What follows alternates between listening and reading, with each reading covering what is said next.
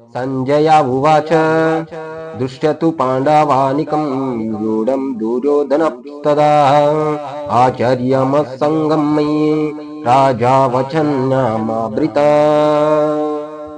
దీనికి వివరణ తెలుసుకుందాం. సంజయుడు పలికేను. సైనిక వ్యూహాత్మకంగా నిలిపి ఉన్న పాండవ సైన్యాన్ని చూచిన దుర్యోధనుడు తన గురువు ద్రోణాచార్యుడిని సమీపించి ఈ విధంగా పలికేను. ఏ విధంగా పలికేను?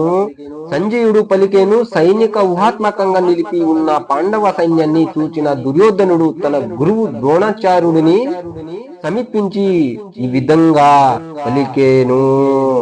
అర్జున విషాద యోగము 3వ శ్లోకం చదువుకుందాం రండి.